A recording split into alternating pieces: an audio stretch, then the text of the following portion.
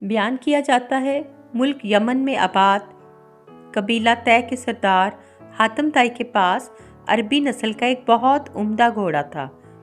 خوبصورتی اور تیز رفتاری میں یہ گھوڑا اپنا جواب نہ رکھتا تھا۔ ایک دن روم کے بادشاہ کے دربار میں حاتم طائی کی سخاوت اور اس کے سبک رفتار گھوڑے کے بارے میں گفتگو ہو رہی تھی۔ اپنی اپنی معلومات کے مطابق ہر شخص حاتم کی تعریف کر رہا تھا۔ درباریوں کی یہ باتیں سن کر بادشاہ نے کہا، جب تک آزما نہ لیا جائے کسی کے بارے میں رائے قائم کرنا عقل مندی کے خلاف ہے۔ ہم چاہتے ہیں کہ کچھ لوگ حاتم کے پاس جائیں اور اس سے اس کا وہی گھوڑا مانگیں۔ اگر وہ دے دے تو بے شک تعریف کا مستحق ہے، عذر کیا تو ثابت ہو جائے گا کہ ریاکار ہے۔ سب نے بادشاہ کی اس بات کو درست مانا اور وزیر اعظم کچھ لوگوں کو ہمراہ لے کر حاتم طائی کے ہاں پہنچ گیا۔ شاہ روم کا یہ وفد رات کے وقت حاتم کے گھر پہنچا۔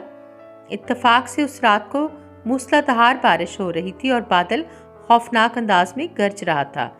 ایسے موسم میں بہت سے مہمانوں کے کھانے اور آرام کا انتظام کرنا بہت دشوار کام تھا، لیکن دسترخوان بچھوا کر لذیذ بھنا ہوا گوشت مہمانوں کو کھلایا گیا۔ صبح ہوئی تو ادھر ادھر کی باتوں کے بعد وزیر نے اپنے آنے کا مقصد بیان کیا اور وہ گھوڑا اس سے مانگا جس کی دور دور تک شہرت تھی۔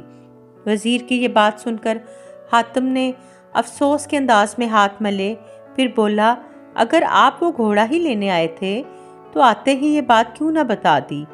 اب تو وہ پیارا گھوڑا اس دنیا میں نہیں ہے۔ جیسا کہ آپ کو معلوم ہے رات بہت سخت طوفان تھا۔ یہ کسی طرح بھی ممکن نہ تھا کہ میں چراگاہ سے کوئی جانور منگواتا اور اسے ذبح کر کے آپ کی ضیافت کا سامان کرتا۔ گھر پر صرف وہی گھوڑا تھا اور مجبور ہو کر میں نے اسی کو ذبح کر دیا، کیونکہ میں یہ بات کسی طرح بھی گوارا نہ کر سکتا تھا کہ میرے مہمان بھوکے سوئیں۔ وزیر حاتم کی یہ بات سن کر حیران رہ گیا۔ اس نے کہا، لوگ آپ کی جس قدر تعریف کرتے ہیں، خدا کے فضل سے آپ اس سے بھی زیادہ شریف اور سخی ہیں۔ بادشاہ کو جب یہ سارا واقعہ معلوم ہوا تو اس نے بھی یہ بات مان لی کہ حاتم طائی واقعی تعریف کا حقدار ہے۔